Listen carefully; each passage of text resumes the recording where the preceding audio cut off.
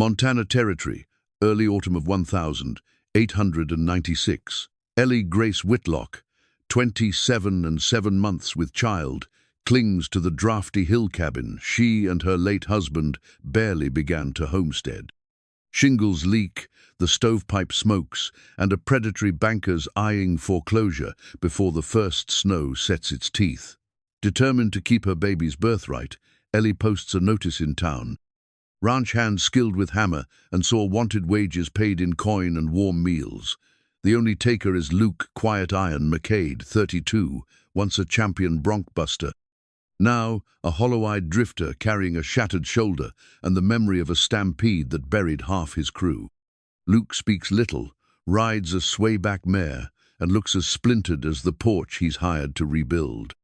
Ellie, equal parts grit and grace, trades coin she can ill afford for his first week's labor. Luke answers with steady hands. He patches the roof, splices the chimney, and mends the creaking floorboard sole, while skirting conversation like a coyote round a campsite. Yet kindness shows in the smallest ways.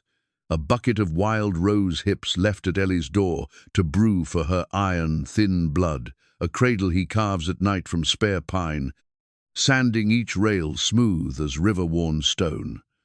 But when rustlers come calling for revenge and early blizzards threaten to strand them without fresh stores, Luke must face both the storm and his own ghosts. Can a broken man find redemption in a widow's faith, or will the shadows of his past destroy the only home either of them has left?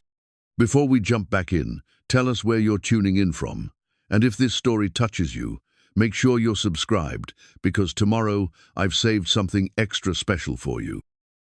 The morning sun cast long shadows across the Bitterroot Valley as Ellie Grace Whitlock stood on her cabin's sagging porch, her hands resting on the rounded swell of her belly. The simple gold band on her finger caught the lighter wedding ring that had seen only 18 months of marriage before becoming a widow's remembrance. At 27, she carried herself with the quiet dignity of a woman who had learned life's hardest lessons early, her auburn hair pinned back in a practical bun. Her calico dress let out as far as the seams would allow. The cabin behind her told a story of dreams interrupted. Thomas Whitlock had been a man of grand visions and gentle hands, a former schoolteacher from Ohio who'd caught gold fever and dragged his new bride west to Montana Territory. He'd picked this spot on the hillside, with the eye of a romantic, a place where the morning sun would warm their breakfast table and the evening light would paint the mountains purple. The homestead notice tacked to the inside of the door, weathered and official, bore both their names in careful script, though only hers remained to honor the claim. Thomas had managed to raise the cabin's frame and get the roof mostly sealed before the logging accident that took him. A widowmaker branch, the mill foreman had called it a dead limb, hanging 40 feet up, that chose the wrong moment to let go. One moment Thomas was guiding a team of oxen through the timber, the next he was beneath 1,000 pounds of pine, his neck snapped clean. The funeral had been simple, attended by folks from Bitter Creek who barely knew them but understood the weight of frontier loss. That was 8 months ago. 8 months of Ellie learning to split kindling with hands that had been soft, to manage the temperamental stove that Thomas had never quite figured out, to sleep alone in a bed that felt vast and cold without his gentle snoring. 8 months of watching her savings dwindle while her belly grew, of rationing flour and making soup from bones the butcher might otherwise throw away. Bitter Creek sat in the valley below, a collection of weathered buildings that served the scattered ranchers and homesteaders brave enough to try their luck in this high country. The town boasted a general store, a saloon, a small church that doubled as a schoolhouse, and the first bank of Bitter Creeker, grand name for a building no bigger than most folks' parlors. It was there that Cornelius Marsh held court, a thin man with pale eyes and manicured fingers who'd never worked a day in the dirt but somehow owned half the valley through careful paperwork and patient waiting. Marsh had been circling the Whitlock place like a buzzard since Thomas's death, his visits always timed to catch Ellie at her most vulnerable. He'd arrive with papers to sign, modifications to the mortgage terms, new fees that hadn't existed when Thomas was alive. His voice carried the oily smoothness of a man who'd learned to profit from other people's desperation. "Mrs. Whitlock," he'd say, removing his hat with theatrical courtesy while his eyes catalogued everything of value in the cabin, "I do hope you're considering my offer. Winter's coming, and a woman in your condition, well, surely you can see the wisdom in accepting a fair price for the property.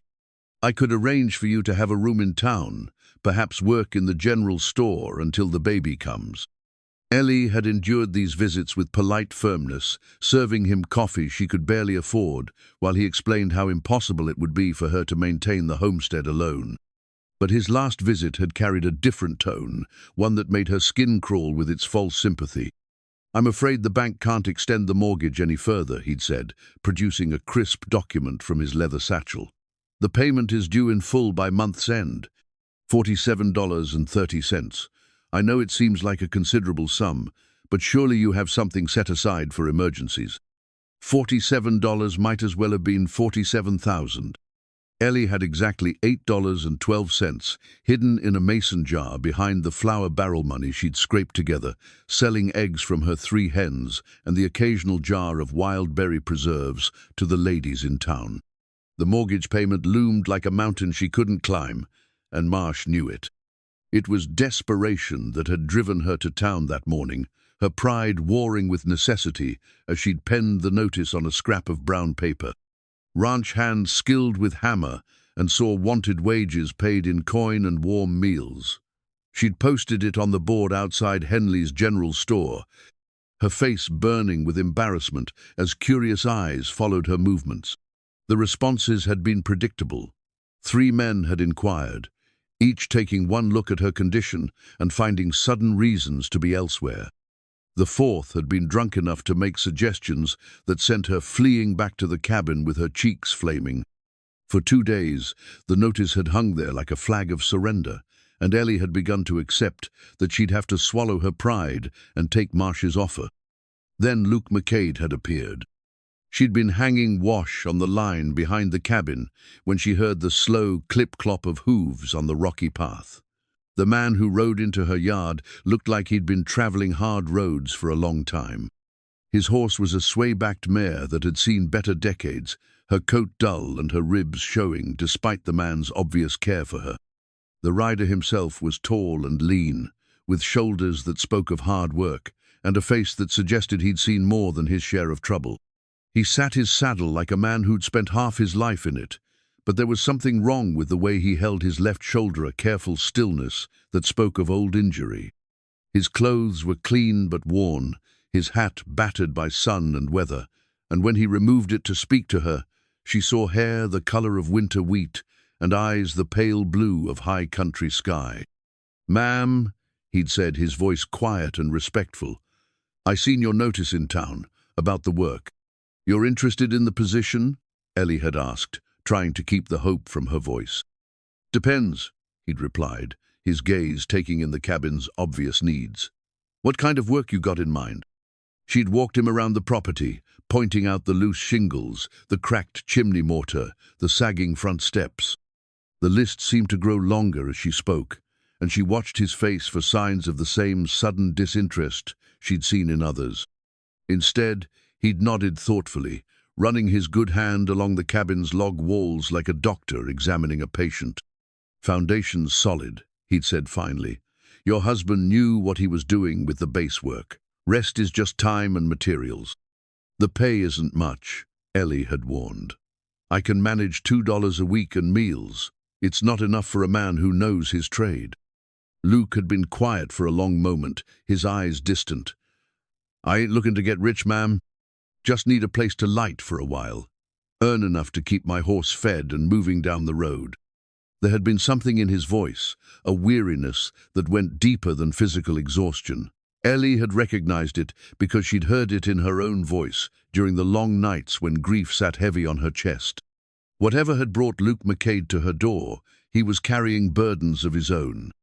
"I should tell you," she'd said, her honesty getting the better of her caution. "I'm not just hiring help. I'm trying to save this place. The bank Wants to foreclose, and I've got until month's end to find the money.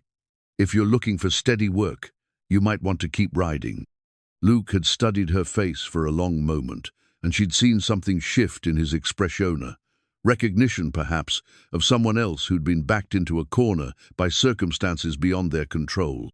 "Month's end," he'd repeated. "That's 3 weeks, give or take."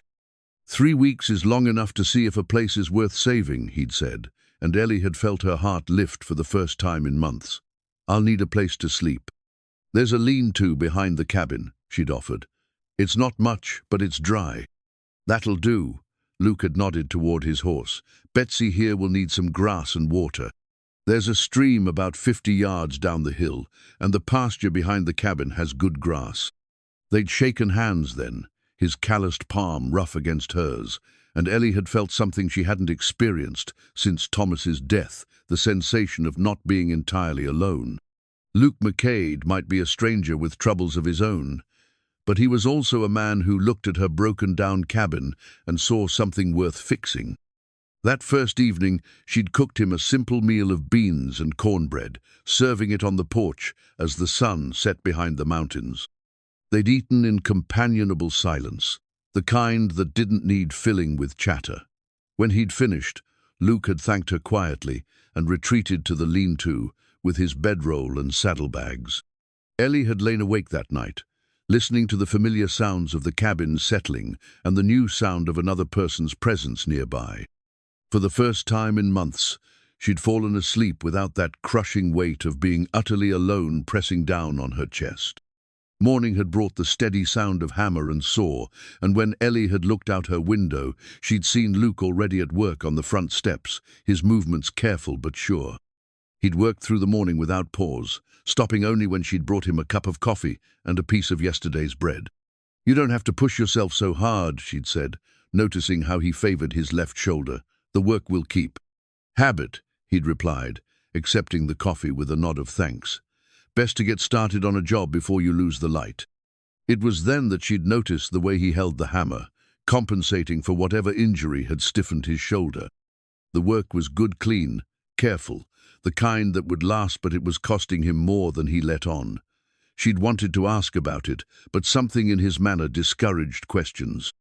Luke McCade was a man who kept his troubles to himself, and she could respect that. The morning had stretched toward noon when she'd spotted the familiar figure of Cornelius Marsh riding up the path, his black gelding stepping high and proud. Ellie had felt her stomach clench with familiar dread, but then she'd noticed something different in Marsh's manner. His usual confident smile had been replaced by a slight frown, and his eyes kept darting toward Luke's steady form, working on the cabin. "Mrs. Whitlock," he'd called out, dismounting with his usual theatrical flourish, "I see you've found yourself some help." "Mr. Marsh," Ellie had replied, her voice carefully neutral, "Luke is helping me with some repairs." Marsh had nodded slowly, his pale eyes studying Luke with the intensity of a man trying to place a face. "I don't believe we've met," he'd said, raising his voice slightly. "Cornelius Marsh, First Bank of Bitter Creek." Luke had paused in his work, straightening slowly and turning to face the banker. "McCade," he'd said simply, touching the brim of his hat in minimal courtesy. "McCade," Marsh had repeated, as if tasting the name. "You wouldn't happen to be related to the McCades over in Deer Lodge Valley?" "No relation," Luke had replied, his tone making it clear the conversation was over as far as he was concerned. He'd turned back to his work, leaving Marsh standing there with an expression of frustrated curiosity. "Well then," Marsh had said, his attention returning to Ellie, "I hope you haven't forgotten about our conversation regarding the mortgage payment." "I haven't forgotten," Ellie had said, her hand instinctively moving to her belly. "There's still time." "Indeed, there is," Marsh had agreed, though his tone suggested he doubted her ability to meet the deadline. "I'd hate to see you lose everything over a few dollars. My offer still stands. I could arrange for comfortable lodgings in town, perhaps even employment that wouldn't tax your condition." The sound of Luke's hammer had never paused, but Ellie had sensed his attention on their conversation. There was something reassuring about his presence, even if he was little more than a stranger. At least she wasn't facing Marsh's veiled threats entirely alone.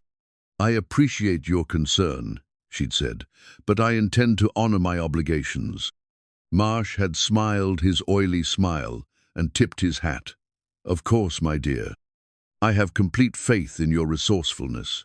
He'd mounted his horse with practiced ease, then paused to look back at Luke. "Mr. McCade, I do hope your stay in our valley is a pleasant one. Small communities like ours tend to be quite curious about newcomers." Luke had looked up from his work, meeting Marsh's gaze directly. "I appreciate the welcome," he'd said, his voice carrying just enough steel to let the banker know he wasn't intimidated. Marsh had ridden away with a thoughtful expression, leaving Ellie with the uncomfortable feeling that her troubles had just become more complicated. Whatever had brought Luke McCade to her door, it was clear that his presence hadn't gone unnoticed. In a place like Bitter Creek, where everyone knew everyone else's business, a stranger was always a source of speculation. But as she'd watched Luke return to his work, his movements steady and competent, despite his obvious physical limitations, Ellie had found herself caring less about what others might think. For the first time in months, someone was helping her fight for the home Thomas had dreamed of building. Whatever Luke McCade's story might be, she was grateful he'd chosen to write this chapter of it on her hillside cabin. The afternoon had brought the sound of progress boards being fitted, nails being driven true, the cabin slowly becoming more solid under Luke's patient hands. And for the first time since Thomas's death, Ellie had allowed herself to hope that maybe, just maybe, she and her baby might have a home to call their own when winter's teeth finally closed around the valley. Luke McCade's broken pocket watch had stopped at exactly 17 minutes past 2 on a Tuesday afternoon in July of 1894. He could still hear the thunder of hooves, still feel the ground shake beneath his boots as 1,200 head of cattle bore down on him and his crew. The watch had been a gift from his father, a railroad man who'd believed in punctuality and the importance of keeping good time. Now it served as a reminder that some moments in life stretched longer than others, and some wounds never quite healed clean. He'd been foreman of the Triple Crown outfit then, leading a crew of 8 good men through the summer gather in the Judith Basin. They'd been moving cattle toward the holding pens when the storm hit not rain, but something worse. A pack of wolves, driven mad by hunger or disease, had come streaming out of the timber like grey death itself. The cattle had spooked, turning from docile beasts into a living avalanche of horn and hoof. Luke had shouted warnings, tried to turn the herd, but momentum had already taken hold. He'd watched helplessly as Jimmy Carlson disappeared beneath the churning mass, then saw old Pete Kowalski's horse go down in a tangle of legs and desperation. By the time the dust settled, 4 men were dead, and Luke's left shoulder had been ground against a boulder until the socket had shattered like an eggshell. The doctors in Great Falls had pieced him back together as best they could, but his bronc-busting days were finished. The shoulder that had once been strong enough to handle any horse in the territory now ached with every change in the weather and couldn't bear the strain of serious ranch work. The Triple Crown had kept him on as a favor, giving him light duties and full pay, but Luke had seen the pity in their eyes. He'd left on a cold morning in October, riding out on Betsy with his bedroll and what remained of his pride. That had been 2 years of drifting, taking whatever work he could find that didn't require 2 good arms. He'd mucked stables, mended fence, even tried his hand at clerking in a dry goods store in Billings before the confinement had driven him back to the road. The money never lasted long, and the ghosts of his crew followed him from town to town, whispering that he should have saved them somehow. Standing on Ellie Whitlock's sagging porch that morning, Luke had felt the familiar weight of his limitations pressing down on him. The woman was clearly desperatano. One posted notices for handyman work unless they'd run out of better options. Her condition made it obvious why other men might have passed on the job, but Luke had seen something else in her green eyes. She carried her burden with the same quiet determination he'd recognized in good horses and honest men, the kind that didn't quit even when quitting made sense. The cabin behind her told its own story of interrupted dreams.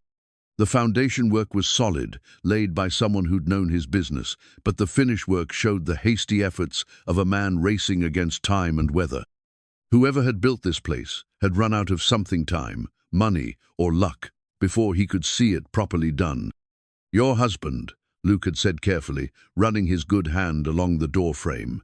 "He do all this work himself?" "Thomas was a schoolteacher back in Ohio," Ellie had replied, her voice carrying a mixture of pride and sadness. "He learned as he went along, said he wanted to build something that would last." Luke had nodded, understanding the sentiment. Every man wanted to leave something behind, some proof that he'd walked the earth and made it better for his passing. The fact that Thomas Whitlock had died before finishing his dream didn't diminish the quality of what he'd started.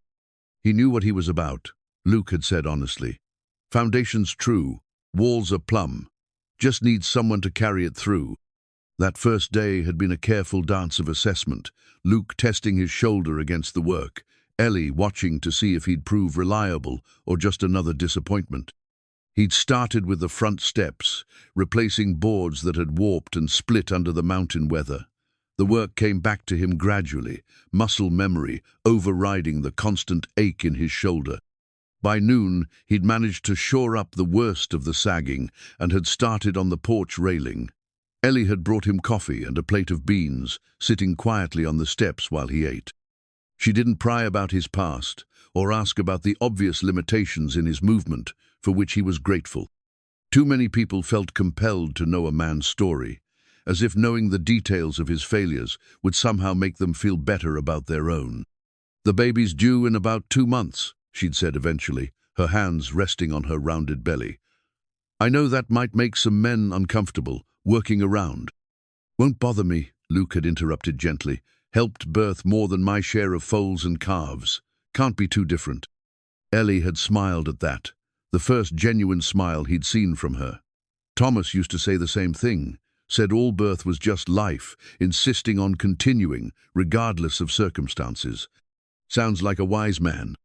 He was, she'd agreed, then grown quiet again. "I miss his voice. Silly thing to miss, but there it is." Luke had understood that too. After his crew had died, he'd found himself listening for Jimmy Carlson's laugh or Pete Kowalski's habit of humming Polish lullabies while he worked. The silence left by the dead was sometimes louder than any noise the living could make. That afternoon had brought their first real test.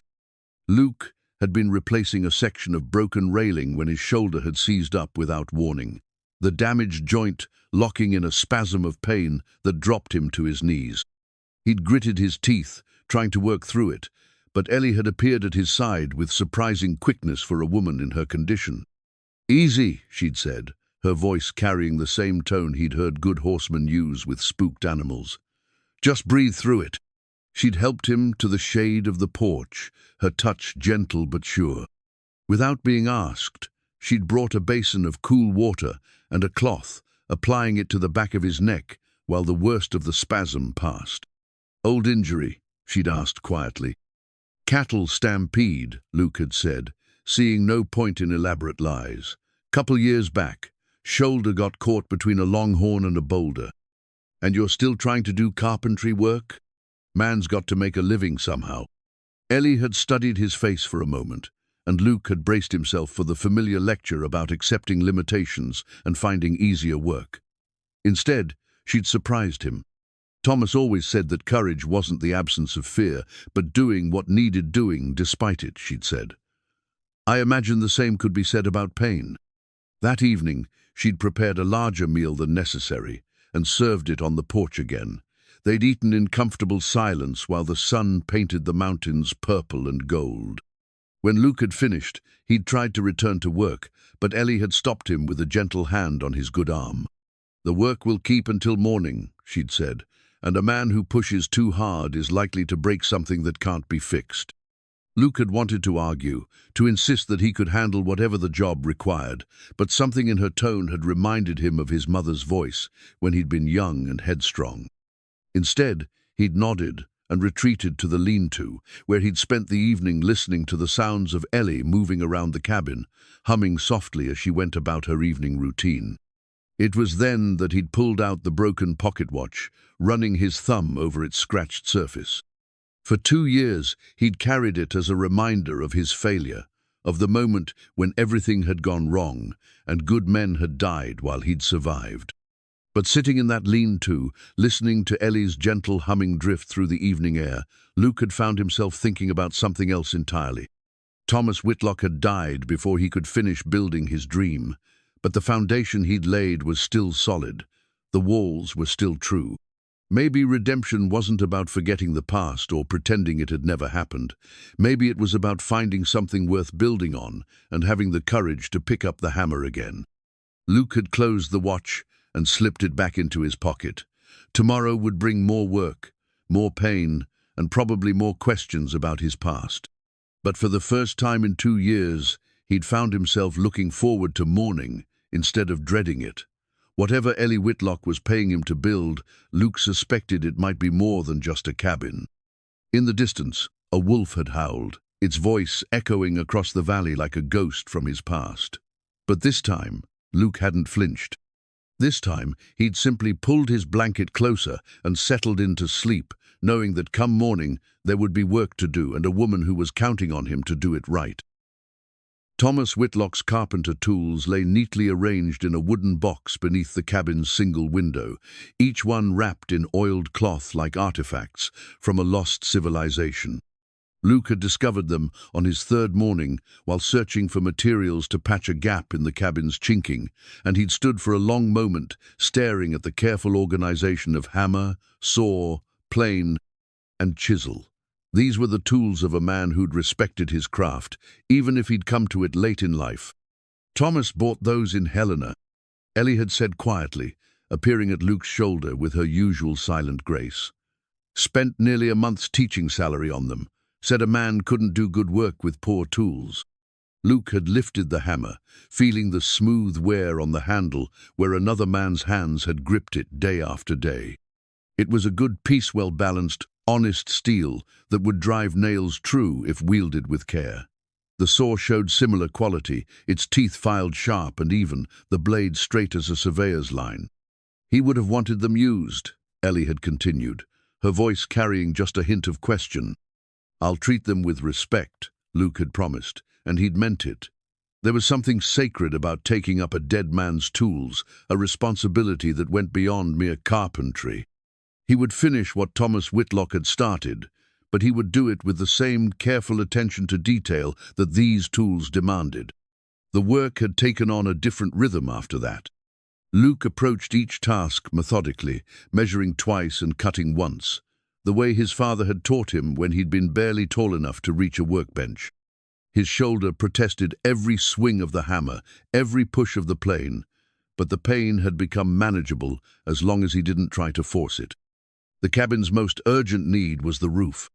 Thomas had managed to get the basic structure in place, but several shingles had worked loose over the winter, and water damage was starting to show in the northwest corner where the prevailing winds drove the hardest rains. Luke had spent the better part of a morning up there, his feet planted carefully on the steep slope while he assessed the extent of the problem. It's not as bad as it looks. He'd called down to Ellie, who stood in the yard with one hand, shading her eyes against the morning sun.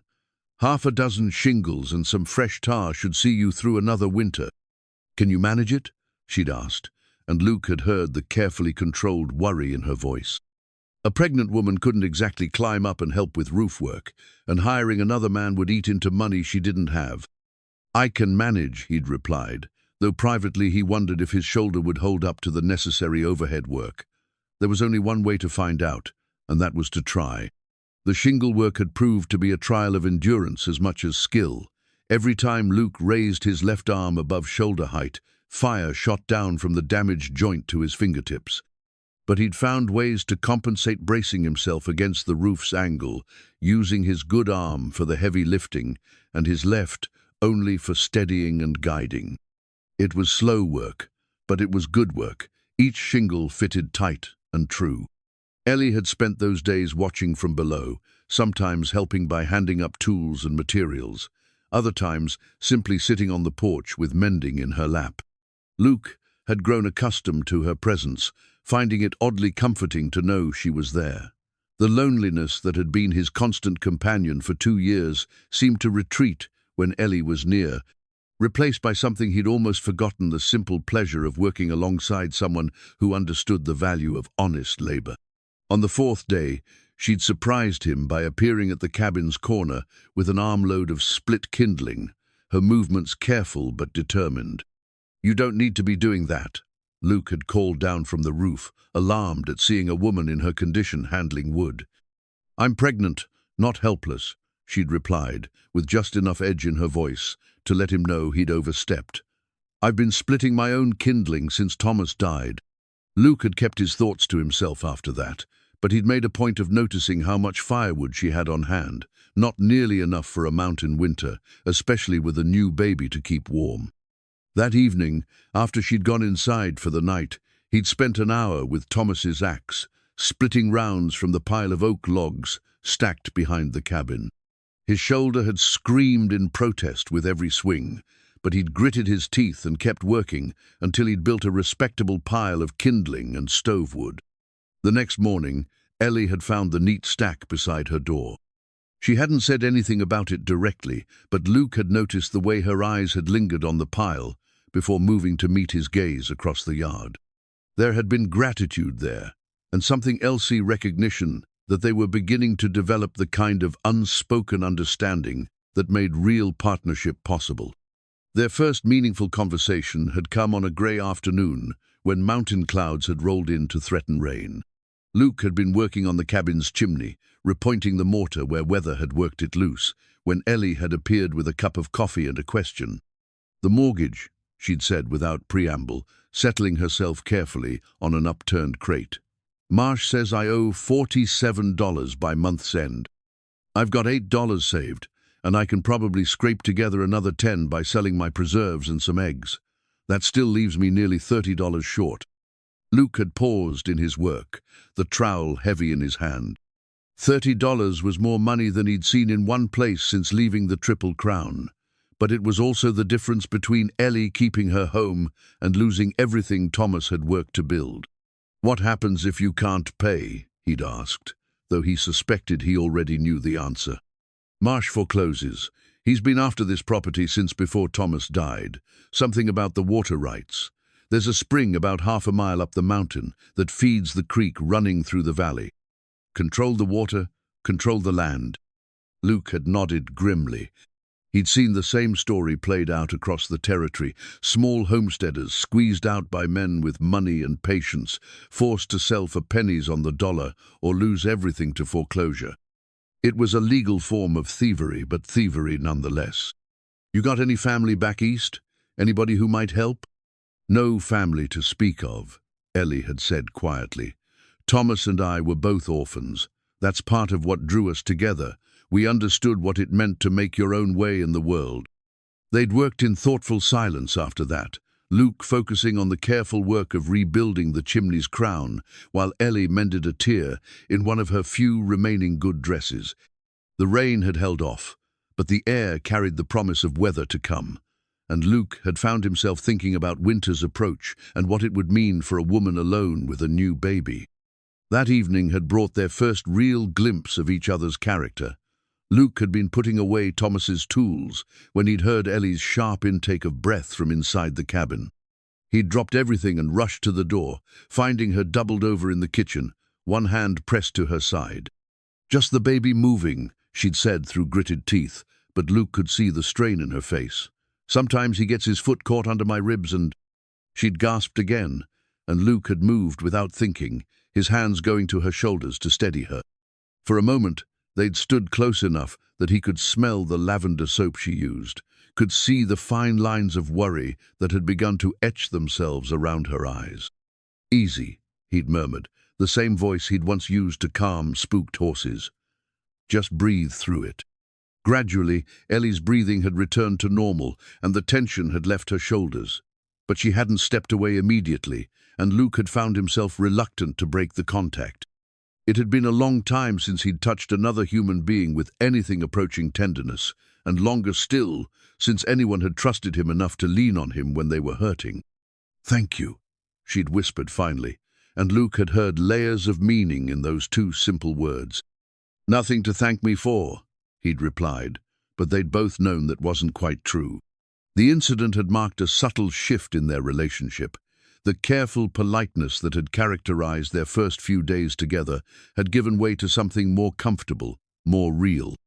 Ellie had begun asking his opinion on small matters around the homestead, and Luke had found himself lingering after meals to help with dishes or to discuss the next day's work.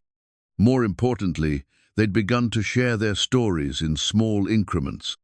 Ellie had told him about her childhood in an Ohio orphanage, about meeting Thomas at a church social and falling in love with his gentle nature and big dreams.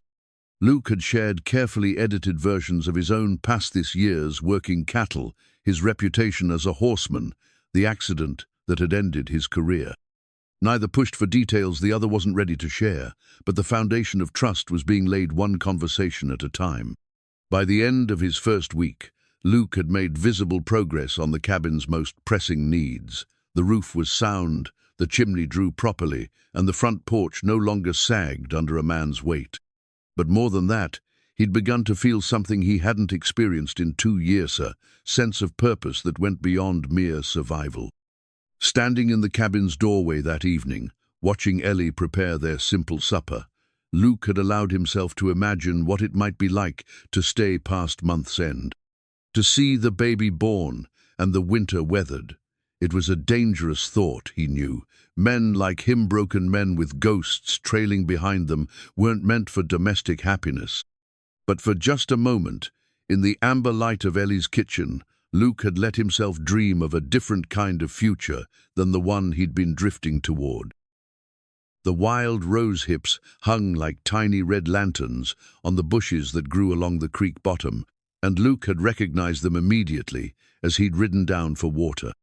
His grandmother had been a practical woman who'd believed that God's medicine grew free for those wise enough to recognize it, and she'd taught him that rose hips could brew into a tea that would strengthen a pregnant woman's blood and ease the aches that came with carrying new life. He'd dismounted carefully, favoring his stiff shoulder, and spent the better part of an hour gathering the bright red fruits into his hat. Betsy had watched with patient understanding, cropping grass, while her rider picked berries like some overgrown child. The work had reminded Luke of autumn afternoons, spent helping his grandmother prepare for winter, her weathered hands teaching his young fingers which plants to gather and which to leave alone. The next morning, Ellie had found a small burlap sack sitting beside her door, the rose hips still cool with morning dew. She'd stood there for a long moment, the bag cradled in her hands, before seeking out Luke, where he worked on replacing a section of damaged floor planking. "You didn't have to do this," she'd said quietly, though her voice carried gratitude rather than protest. "My grandmother always said rose-hip tea was good for women in your condition." Luke had replied without looking up from his measuring. "Figured it couldn't hurt." "How do I prepare them?" "Steep a handful in hot water for about 10 minutes. Add honey if you've got it, makes the medicine go down easier."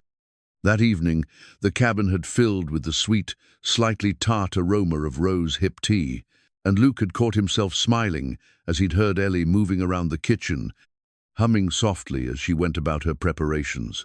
It was such a domestic sound, so normal and peaceful, that it had made his chest tight with an emotion he'd thought himself incapable of feeling anymore.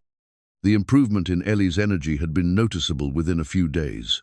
The pale exhaustion that had shadowed her features began to lift, replaced by a healthier color and more spirited movement.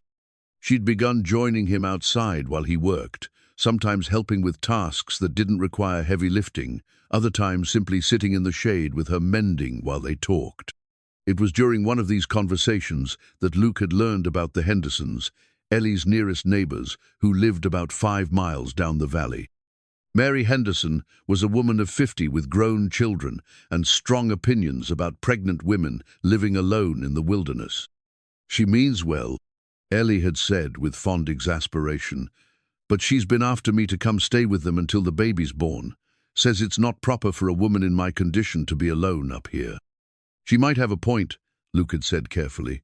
"What happens if your time comes and there's no one around to help?" "I've been thinking about that." Ellie had admitted. "There's a midwife in Bitter Creek, Mrs. Patterson. She delivered most of the babies in the valley, but getting word to her when the time comes. We'll figure something out?" Luke had interrupted, surprised by his own use of the word we. "Maybe set up some kind of signal with the Hendersons, smoke during the day, lantern at night." Ellie had given him a look of such gratitude that Luke had felt heat rise in his cheeks. "You really think you'll still be here when the baby comes?" It was a fair question, and one that Luke had been asking himself with increasing frequency. His original plan had been to work for a week or two, earn enough money to keep moving, and disappear down the road before anyone could ask too many questions about his past. But something about this place, about Ellie herself, had made leaving seem not just difficult but wrong. "I gave you my word I'd work until month's end," he'd said finally. "Man's word ought to mean something. Even if Marsh forecloses, even if there's no money to pay you." Luke had met her eyes directly, seeing the vulnerability she was trying so hard to hide. Especially then. The first real test of winter had come at the end of Luke's second week, arriving in the form of an early storm that dropped 6 inches of snow and sent temperatures plummeting below freezing. Luke had worked frantically to bank the cabin's foundation with extra dirt and hay, while Ellie had spent the day cooking and preserving what remained of her garden vegetables. They'd weathered the storm together, Luke sleeping in the lean-to despite Ellie's offer of the cabin's warmth. He'd wrapped himself in every blanket he owned and listened to the wind howl around the buildings, grateful for the solid roof over Ellie's head, even as he'd shivered through the long night. Morning had brought brilliant sunshine and the realization that winter was closer than either of them had wanted to admit. The snow had melted quickly, but its message was clear. They had perhaps a month of decent weather left before the real cold set in to stay. "We need more firewood," Luke had said over breakfast, his breath still visible in the crisp air. "A lot more." "I know," Ellie had replied, her hands wrapped around a steaming cup of rose-hip tea. "Thomas cut some before he died, but not nearly enough for a whole winter." Luke had spent that morning taking inventory of their fuel situation, and the results had been sobering. At best, they had enough seasoned wood to last through December if they were careful. January and February would require either more cutting or some very cold nights. "There's a stand of dead pine about half a mile up the mountain," he'd told Ellie. "Storm-killed trees from a few years back. Wood should be dry and ready to burn. Your shoulder can? You handle that kind of work?" "I'll have to," Luke had said simply. "Won't do either of us any good to be right about my limitations if we freeze to death." He'd started the next morning, taking Thomas's axe and saw up into the timber. The work had been brutally hard on his damaged shoulder, but Luke had developed a rhythm that minimized the worst of the pain. Cut for 20 minutes, rest for 10, cut for 20 more. It was slow progress, but it was progress nonetheless. The dead trees had fallen across each other in a tangle that required careful planning to dismantle safely. Luke had worked methodically, cutting the logs into manageable lengths before splitting them into stove-sized pieces. Each load took him the better part of an hour to haul back to the cabin, but by the end of the week he'd accumulated a respectable pile of seasoned firewood. Ellie had insisted on helping with the stacking, organizing the split wood into neat rows against the cabin's north wall, despite Luke's protests about her condition. They'd worked together in companionable silence, building a barrier against winter's cold that felt symbolic of something larger than mere fuel storage. It was during this time that Luke had begun to notice subtle changes in himself. The constant restlessness that had driven him from town to town for 2 years had begun to quiet. His sleep, when it came, was deeper and less troubled by dreams of stampeding cattle and dying men.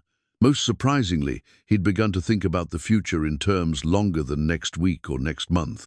The baby's movements had become more pronounced as Ellie entered her 8th month, and Luke had grown accustomed to the sight of her pausing in her work to place both hands on her belly, her face taking on the inward-looking expression of a woman listening to life stirring within her. Once, when a particularly strong kick had made her gasp, she'd reached for his hand without thinking, pressing it against her side so he could feel the child's movements for himself. The sensation had stunned Luke into silence, that tiny life pushing against his palm, strong and insistent, and completely unaware of the uncertain world it would soon enter. For a moment, he'd felt connected to something larger than his own damaged history, something that spoke of hope and continuity, and the courage required to bring new life into an unforgiving world. "Strong baby," he'd managed to say, his voice rougher than he'd intended. "Just like his father," Ellie had replied, then caught herself. "Or her father, I suppose. Thomas always said it didn't matter as long as the baby was healthy." The mention of Thomas had brought them both back to the present reality, that this child would grow up without ever knowing the man who'd dreamed of building him a home in the Montana wilderness. Luke had pulled his hand away, suddenly aware that he was overstepping boundaries that weren't his to cross. But Ellie had caught his wrist before he could withdraw completely, her fingers warm against his work-roughened skin. "Thank you," she'd said quietly, "for everything you're doing, for staying." Luke had nodded, not trusting his voice to remain steady. The gratitude in her eyes had made him feel like a better man than he knew himself to be, and for the first time in 2 years, he'd allowed himself to hope that maybe his best days weren't behind him after all. That night, as he'd lain in his bedroll listening to the wind whisper through the pines, Luke had pulled out his broken pocket watch and stared at its frozen hands. 17 minutes past 2 on a Tuesday afternoon, the moment when everything had gone wrong and good men had died.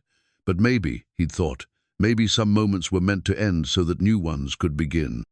The watch had felt lighter in his hands as he'd tucked it away, no longer quite the burden it had been for so long. And when morning came, Luke had awakened to the sound of Ellie humming in the kitchen and the knowledge that he had work to do, not just carpentry, but the careful construction of something that might, with luck and patience, grow into a life worth living. The pine cradle took shape in the quiet hours after supper, when Ellie had retired to the cabin and Luke worked by lamplight in the lean-to. He carved each piece by hand, using Thomas's tools, with the reverence of a man handling sacred objects. The wood came from a lightning-struck pine he'd found on one of his trips to gather firewood, the grain tight and clean, seasoned by wind and weather, until it sang beneath the plane. Luke had learned woodworking from his grandfather, a German immigrant who'd believed that furniture should outlast the man who made it. Every joint was measured twice and cut once, every surface sanded smooth as river stone. The rockers curved in gentle arcs that would soothe a restless infant, while the sides rose high enough to keep a curious baby safe, but low enough for a mother to reach her child easily. He worked in careful silence, conscious that Ellie might hear the scrape of his tools and wonder what he was building. This was meant to be a surprise, a gift for the woman who'd given him something he'd thought lost forever, a sense of purpose that went beyond mere survival. Every stroke of the plane, every careful joining of wood to wood, was an investment in a future he was only beginning to allow himself to imagine. The formal foreclosure notice arrived on a grey Thursday morning, delivered by a nervous-looking clerk from Bitter Creek who'd clearly drawn the short straw for unpleasant duties. Cornelius Marsh had chosen his words carefully, couching his legal threats in language that sounded almost sympathetic while making his intentions crystal clear. "Mrs. Whitlock," the document began in Marsh's flowing script, "it is with great regret that I must inform you that your mortgage payment of $47.30 remains outstanding. Unless full payment is received by October 31st, the First Bank of Bitter Creek will have no choice but to begin foreclosure proceedings on the property described as the northwest quarter of Section 16, Township 12 North, Range 15 West." Ellie had read the notice twice before handing it to Luke, her face pale but composed.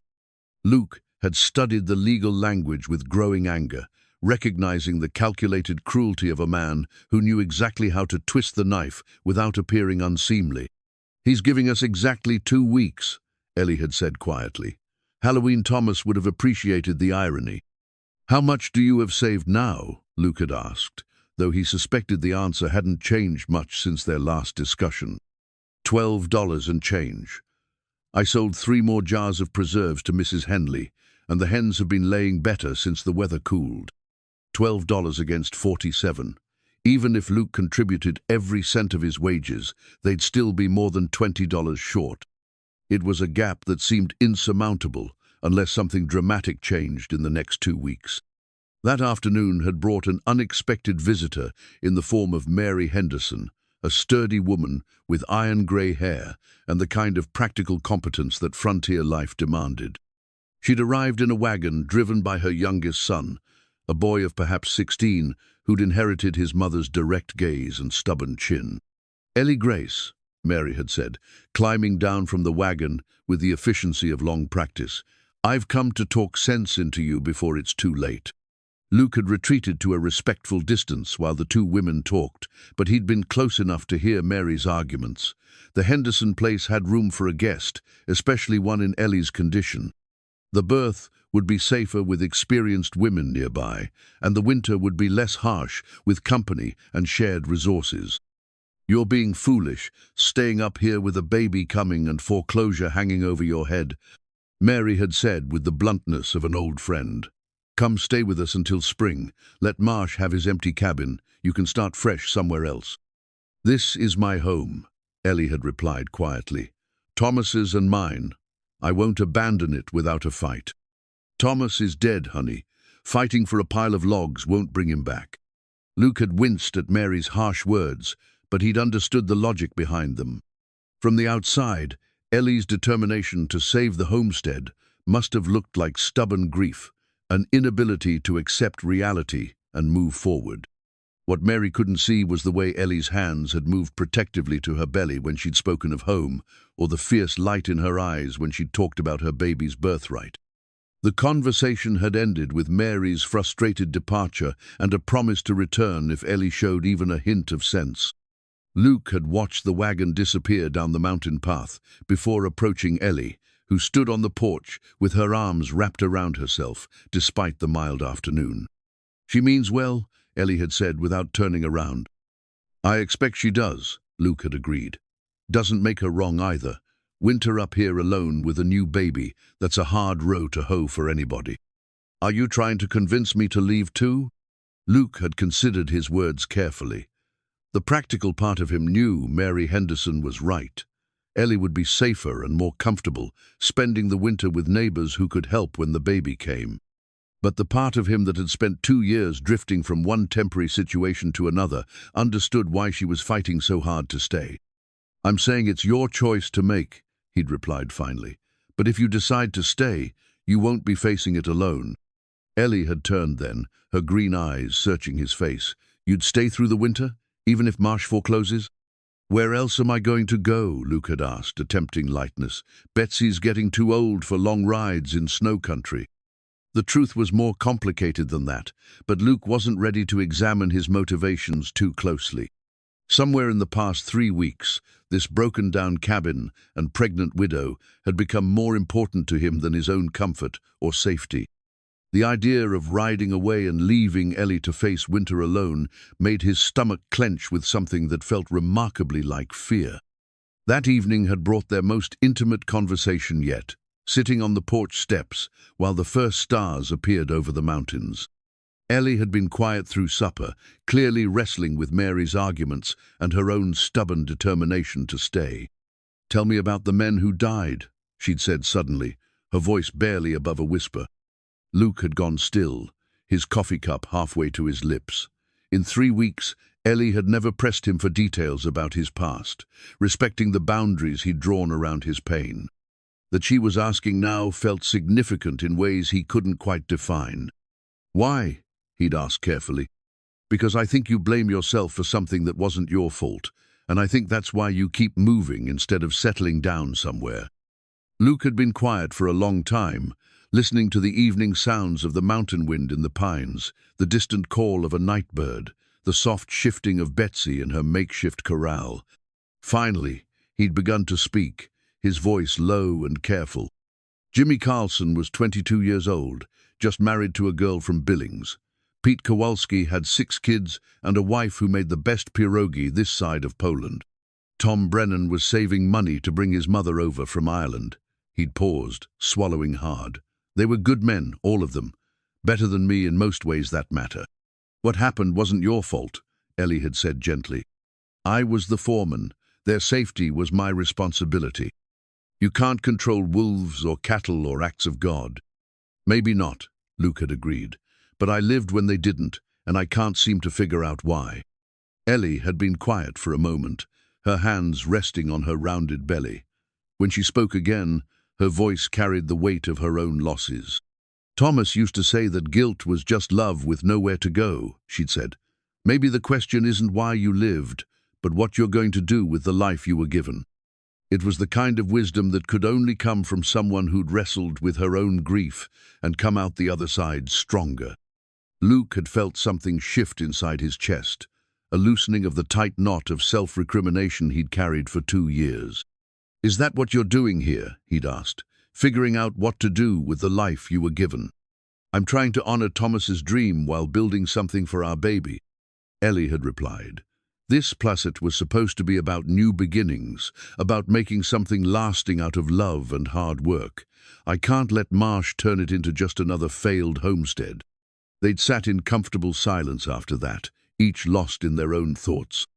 Luke had found himself thinking about the cradle taking shape in his lean-to, about the way Ellie's face lit up when she talked about the baby, about the possibility of a future that included more than just survival.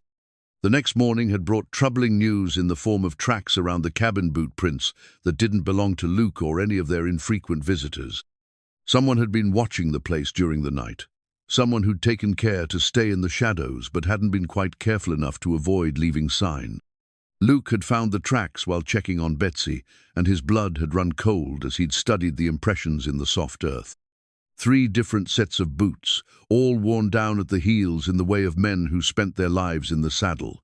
They'd circled the cabin like wolves testing a herd, looking for weaknesses and escape routes. Could be anybody, Ellie had said when he'd shown her the tracks, but Luke could hear the false bravado in her voice. Drifters looking for something to steal, maybe. Maybe, Luke had agreed, but he'd been thinking about his years trailing cattle, about the kind of men who operated in the margins of frontier society. These weren't the tracks of casual thieves. These belonged to men with a purpose, men who'd taken the time to scout their target carefully. The rest of the day had passed with Luke constantly scanning the tree line, his hand never far from the old Colt he wore on his hip. The gun had been a gift from the Triple Crown's owner after the stampede, a gesture of respect for Luke's years of faithful service. He'd never had cause to draw it in anger, but he'd kept it clean and loaded out of habit. That evening, as he'd worked on the cradle by lamplight, Luke had found himself thinking about the future in more immediate terms. 2 weeks until Marsh's deadline, winter coming hard on its heels, and now mysterious watchers in the night. Whatever peace he and Ellie had built together over the past 3 weeks was about to be tested in ways neither of them could fully anticipate. But as he'd run his hands over the cradle's smooth rails, feeling the wood warm beneath his touch, Luke had made a silent promise to the child who would someday sleep within those carefully joined boards. Whatever came next, whoever was watching from the shadows, they'd have to go through him first before they could harm Ellie or her baby. The cradle was nearly finished now, lacking only the final sanding and a coat of oil to bring out the pine's natural beauty. Soon, he'd have to reveal his gift and hope that Ellie would understand the meaning behind it, that somewhere in the process of building something beautiful for her child, Luke McCade had begun to build something beautiful for himself as well. The testimony papers lay folded in Luke's saddlebags like sleeping serpents, yellowed with age and bearing the official seal of the territorial court in Helena. He'd carried them for 3 years now, ever since he'd stood in that crowded courtroom and pointed at Blackjack Morrison while swearing to tell the truth, the whole truth, and nothing but the truth. The papers documented his role in sending Morrison and half his gang to the territorial prison, but they also marked him as a man who'd chosen law over loyalty, a distinction that mattered greatly to certain kinds of men. Luke had testified because it was the right thing to do, because Morrison's rustling operation had cost honest ranchers their livelihoods and sometimes their lives. But he'd known even then that his words would follow him wherever he went, that there were men who'd see his testimony as betrayal rather than justice. The frontier had its own code, and crossing certain lines could make a man's life considerably shorter. The riders had appeared just after dawn on Friday morning, three hard-looking men on good horses who'd approached the cabin with the casual confidence of people accustomed to getting their way. Luke had been splitting kindling when he'd spotted them coming up the mountain path, and something about their formation, spread out but coordinated, hands resting near their gun shad, made his blood run cold. "Morning," the lead rider had called out, touching the brim of his hat in mock courtesy. He was a lean man with pale eyes and a scar that ran from his left ear to the corner of his mouth, dressed in the kind of expensive clothes that suggested money of questionable origin. "Name's Crawford. We're looking for a man calls himself Luke McCade." "What's your business with him?" Luke had asked, his hand moving instinctively toward the axe handle. "Old acquaintance," Crawford had replied with a smile that never reached his eyes. "We heard he might be working up this way."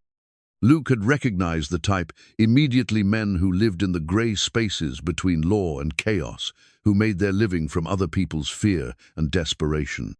The way they'd positioned themselves around the cabin spoke of military experience, or at least the kind of tactical thinking that came from years of violent work. "I'm McCade," Luke had said finally, seeing no point in pretense. "What do you want?" Crawford's smile had widened, showing teeth stained yellow from tobacco. "Well now, that makes things simple. See, we represent some mutual friends of ours who've been guests of the territory for the past 3 years, thanks to some testimony you gave in Helena." The pieces had fallen into place with sickening clarity. Morrison's sentence was up, which meant he was free and looking to settle old scores.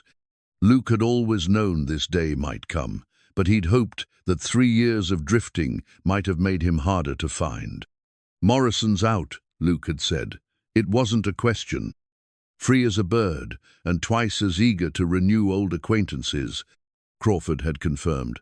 "He's particularly interested in having a conversation with the man who put him away, something about the importance of loyalty and keeping one's mouth shut. Tell Morrison if he wants to talk, he knows where to find me." "Oh, he'll be along directly," Crawford had assured him. "But first, he wanted us to deliver a message. You cost him 3 years of his life, McCade. He figures you owe him some compensation for that inconvenience." Luke had been about to respond when Ellie's voice had cut through the tension like a blade. "Luke, is everything all right?" She'd appeared on the cabin's porch, one hand resting on her rounded belly, her face showing the kind of concern that came from recognizing danger, even when she didn't understand its source. Crawford's gaze had shifted to her with predatory interest, and Luke had felt rage build in his chest like a fire catching dry timber. "Well, well," Crawford had murmured. "Looks like our boy Luke's been keeping himself busy. Mighty pretty woman you got there, McCade. Be a real shame if something happened to her while you and Morrison were settling your differences." Luke had moved without conscious thought, covering the distance to Crawford's horse in 3 quick strides and grabbing the man's boot before he could react. The look on Luke's face must have been frightening because Crawford's hand had frozen halfway to his gun. "Listen to me very carefully," Luke had said, his voice carrying the kind of quiet menace that wise men didn't ignore. "That woman is under my protection. If any harm comes to Herif, she so much as stubs her toe because of anything you or Morrison do, I'll hunt you down like the animals you are and send you to hell piece by piece." Crawford had tried to maintain his cocky demeanor, but Luke could see uncertainty creeping into his pale eyes.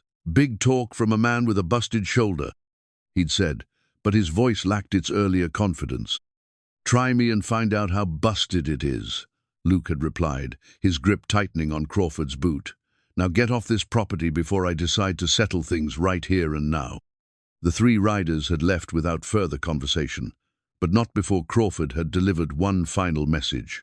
3 days, McCade. Morrison will be here in 3 days, and he's bringing enough men to finish this properly. You might want to use that time to say your goodbyes." Luke had watched them disappear down the mountain path before turning to face Ellie, who'd descended from the porch with worry written across her features. Who were those men, she'd asked. What did they want? Luke had considered lying, had weighed the merits of some comforting fiction that would keep her from worrying. But Ellie deserved the truth, especially if it might put her in danger. Men from my past, he'd said simply. I testified against their boss a few years back, helped send him to prison. He's out now, and he wants to settle the score. The stampede wasn't an accident, was it? Luke had met her eyes directly, seeing the intelligence there that had drawn him to her from the beginning. No, it wasn't. Morrison's gang was rustling cattle from the outfit I worked for. I saw them running off a herd and reported it to the territorial marshal. Morrison got caught red-handed because of my testimony. And now he's coming here. In 3 days, according to his man. Ellie had been quiet for a long moment, her hands moving protectively to her belly. When she spoke again, her voice carried steel beneath the surface worry. Then we have 3 days to prepare. We? Luke had said, startled by her calm acceptance of the situation. Ellie, you need to leave. Go to the Hendersons, or better yet, take the stage to Helena until this is settled. This is my home, she'd replied with the same fierce determination he'd heard when Mary Henderson had tried to convince her to leave. I won't be driven away by threats from outlaws. These aren't men who make idle threats. Morrison's killed before, and he'll do it again without losing sleep. Then we'd better make sure we're ready for him. The rest of that day had been spent in grim preparation. Luke had checked and cleaned his Colt, counting the cartridges in his gun belt and wishing he had more. He'd also retrieved Thomas's rifle from its place above the cabin's door, a good Winchester that showed signs of careful maintenance. Thomas hunted with this? Luke had asked, working the action to check its condition. Every fall, Ellie had confirmed. He was a fair shot, though he said he preferred books to bullets. Luke had spent an hour teaching Ellie the basics of loading and firing the rifle, though he'd prayed she'd never have to use the knowledge. Her hands had been steady on the weapon, her aim naturally true, and Luke had been reminded that frontier women learned early to defend themselves and their families. That evening had brought the revelation of the cradle. Luke had carried it from the lean-to after supper, his throat tight with emotion as he'd set it down in front of Ellie's chair. She'd stared at it for a long moment without speaking, her fingers tracing the smooth curves of the rockers and the carefully joined rails. You made this, she'd whispered finally, her voice thick with tears. For my baby. Every child ought to have a proper cradle, Luke had said gruffly, embarrassed by the intensity of her reaction. Figured I could put those carpenter tools to good use. Ellie had looked up at him then, and Luke had seen something in her eyes that made his chest tight with hope and fear in equal measure. It was the look of a woman seeing a man clearly, perhaps for the first time, and finding him worthy of something precious. Luke, she'd said softly, when this is over, when Morrison's been dealt with, what then? It was the question he'd been avoiding for weeks, the future that seemed both possible and impossibly fragile. Luke had knelt beside the cradle, his hands resting on its smooth surface, and tried to find words for feelings he'd thought himself incapable of having. I'd like to stay, he'd said finally. If you'll have me, I'd like to help raise this baby and keep working on the cabin. I'd like to marry you, if you'd consider having a broken-down cowboy for a husband. Ellie's tears had come then, falling freely as she'd reached for his hands. Yes, she'd whispered, yes to all of it. But first we have to survive the next 3 days. Luke had nodded, understanding that their future hung in the balance of whatever was coming. Morrison and his men were riding toward them with violence in their hearts, and there was no telling how many would be left standing when the smoke cleared. But as he'd held Ellie's hands in his own, feeling the life stirring beneath her skin and seeing the courage shining in her eyes, Luke had known that some things were worth fighting for. Some dreams were worth bleeding for, and some loves were worth dying for, if it came to that. 3 days to prepare for a reckoning that had been 3 years in the coming. 3 days to turn a broken-down cabin into a fortress, and a broken-down man into the protector that Ellie and her baby deserved. Luke had pulled her close then, feeling her warmth against his chest and breathing in the scent of her hair. Tomorrow would bring preparation and planning, but tonight was for holding the woman he loved and whispering promises about the future they'd build together once the ghosts of his past had been laid to rest. The hidden gold cache lay beneath the cabin's northwest corner, wrapped in oiled canvas and buried 2 feet down in a wooden box that Thomas Whitlock had crafted with his own hands. Luke discovered it while digging foundation repairs in preparation for Morrison's arrival, his shovel striking something solid that rang with the distinctive sound of metal on wood.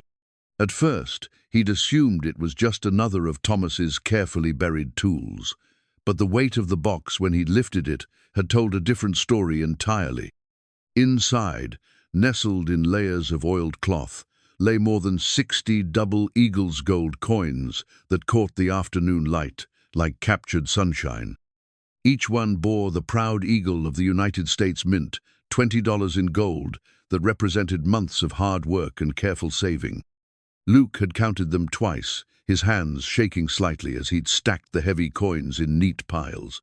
$1,200 in gold, more money than most men saw in 5 years of honest labor. The accompanying letter, written in Thomas's careful schoolteacher's hand, had explained everything with the kind of quiet pride that Luke had come to associate with Ellie's late husband. "My dearest Ellie," the letter began, "if you are reading this, then I have passed from this world before I could share this joyful secret with you. The spring that feeds our creek has been more generous than we dared hope. For 6 months, I have been working the placer deposits upstream, taking enough gold to secure our future without growing greedy or careless. This cash represents our freedom from debt, from worry, from the need to depend on anyone else's charity or goodwill." Luke had read the letter twice, his throat tight with emotion as Thomas's voice seemed to speak from beyond the grave. The man had been working himself to death, not just building the cabin, but panning gold in secret to ensure his wife and unborn child would never want for anything. It was the kind of love that expressed itself in action rather than words, the practical devotion of a man who understood that good intentions meant nothing without the means to support them. "The spring runs richest in early morning," the letter continued, "when the mountain snow feeds the flow with fresh deposits from the high country. I have marked the best spots with cairns of white stone, though any man with patience and a good pan should find color in the gravel bars below the main pool. I had hoped to work it openly, come spring, to share the excitement of discovery with you. Instead, I leave it as my final gift, a foundation upon which you can build whatever life seems best to you and our child." The letter had been dated just 2 days before Thomas's death, suggesting he'd been planning to reveal his secret any moment. Luke could picture him, working by lamplight to pen these words, probably rehearsing the conversation he'd have with Ellie when he finally shared the news of their good fortune. Instead, fate had intervened with a widowmaker branch and a cruel twist of timing. Luke had sat there in the deepening shadows, surrounded by more gold than he'd ever seen, wrestling with questions that had no easy answers. The money belonged to Ellie, obviously, but she'd been struggling for months while it lay buried beneath her feet. Thomas had died keeping his secret, and Ellie had nearly lost the homestead, trying to meet mortgage payments that represented a fraction of what lay hidden in the ground. When he'd finally climbed out of the hole and called for Ellie, his voice had carried an odd quality that had brought her running despite her condition. She'd stood at the edge of the excavation, staring down at the open box and scattered coins, her face cycling through confusion, disbelief, and finally a kind of wondering joy. "Thomas wrote you a letter," Luke had said quietly, handing her the folded paper. "I think you'd better read it." Ellie had read in silence, tears streaming down her face as her husband's words painted a picture of love and sacrifice she'd never suspected. When she'd finished, she'd looked up at Luke with eyes that seemed to see the world differently than they had just moments before. "He was working the creek," she'd whispered. "All those mornings when he said he was checking the water flow, he was actually panning gold," Luke had confirmed, "making sure you and the baby would be provided for." $1,200, Ellie had said, as if testing the words. "We could pay off the mortgage and have money left over for supplies, for improvements, for whatever you want," Luke had finished. "You're a wealthy woman, Ellie." Thomas made sure of that. The implications had been staggering. Not only could she pay off Marsh's mortgage, but she could afford to hire men to finish the cabin properly, to stock up for winter, to prepare for the baby's arrival without worrying about every penny. The poverty that had shaped every decision for the past 8 months was suddenly, miraculously, a thing of the past. But even as they'd celebrated Thomas's incredible gift, Luke had been thinking about the timing. Morrison was coming with his men in less than 48 hours, drawn by old grudges and the promise of violence. The gold changed everything about Ellie's future, but it didn't alter the immediate danger bearing down on them. "We need to hide this again," Luke had said reluctantly, "at least until Morrison's been dealt with. Men like that have a nose for money, and if they suspect you're sitting on a fortune, they'd never leave," Ellie had finished, understanding immediately. "They'd take the gold and probably kill us both to keep it secret." They'd spent the rest of the afternoon carefully reburying the cash, this time in a new location beneath the cabin's floor, where it would be harder to stumble across accidentally. Luke had taken careful note of the landmarks Thomas had described in his letter, planning to investigate the upstream placer deposits once the current crisis had passed. If Thomas had found $1,200 worth of gold in 6 months of secret work, there might be considerably more waiting for someone with the time and knowledge to extract it properly. That evening had brought Cornelius Marsh's final visit, arriving with his usual theatrical timing just as Ellie was preparing supper. The banker had ridden up to the cabin with the smug confidence of a man who believed he held all the winning cards, his pale eyes already cataloguing the improvements he'd make once the property was his. "Mrs. Whitlock," he'd said, dismounting with practiced flourish, "I trust you've given serious consideration to my offer. The deadline is Monday, you know, just 3 days away." "I'm aware of the deadline," Ellie had replied evenly, though Luke could see the effort it cost her to remain calm. "Of course you are. Such a punctual woman. I've always admired that about you." Marsh had produced a leather portfolio from his saddlebags, withdrawing several official-looking documents. "I've taken the liberty of preparing the foreclosure papers. Simple matter of your signature, and this unpleasant business can be concluded with dignity. And if I refuse to sign, then the law will take its course, I'm afraid. Sheriff's sale, public auction, all very messy and embarrassing. You'd receive whatever remained after legal fees and outstanding debts, which I estimate would be perhaps $10 or $15. Marsh had been so focused on his legal maneuvering that he'd failed to notice Luke's approach until the younger man was standing close enough to read over his shoulder. The banker had looked up with mild irritation, clearly considering Luke's presence an unwelcome intrusion on private business. "Mr. McCade, isn't it? I don't believe this concerns you." "Anything that concerns Mrs. Whitlock concerns me," Luke had replied quietly, "especially when it involves threats and intimidation." "Threats?" Marsh had laughed, though the sound carried little humor. "My dear fellow, I'm simply explaining the legal realities of mortgage default. Perhaps frontier folk aren't familiar with such financial complexities." Luke had been about to respond when Ellie had stepped forward, her voice carrying a steel that Marsh had clearly not expected.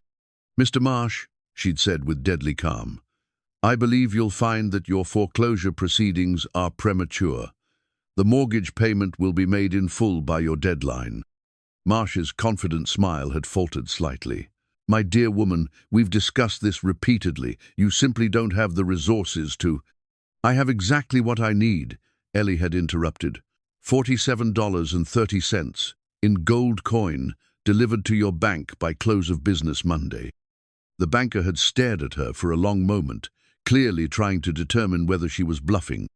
Luke had admired Ellie's composure, the way she'd met Marsh's gaze without flinching or offering explanations she didn't owe. "Gold coin," Marsh had repeated slowly. "That's quite specific, Mrs. Whitlock. May I ask where you've suddenly acquired such resources?"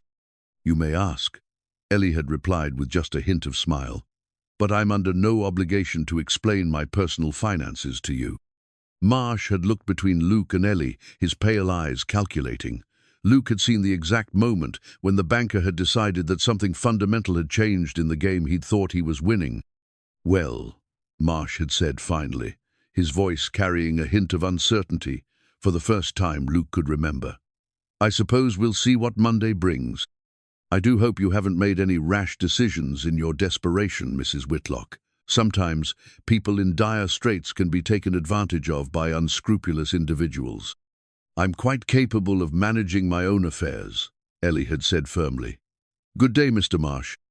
The banker had ridden away with considerably less confidence than he'd arrived with, leaving Luke and Ellie standing on the porch watching his retreat.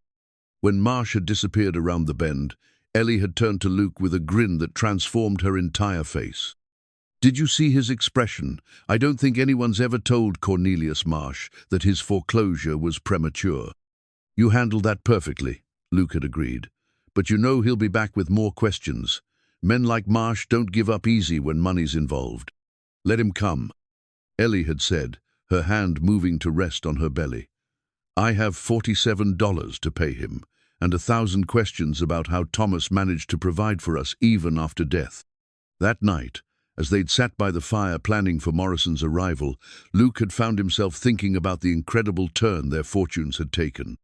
In the space of a single afternoon, Ellie had gone from desperate poverty to comfortable security, from facing foreclosure to holding the means for a prosperous future. But the gold also meant that the stakes of the coming confrontation had risen dramatically. Morrison was riding toward them, seeking revenge and whatever profit he could extract from Luke's pain. If he discovered that Ellie was sitting on a fortune, his motivation would shift from mere vengeance to something far more dangerous, the kind of greed that turned violent men into monsters.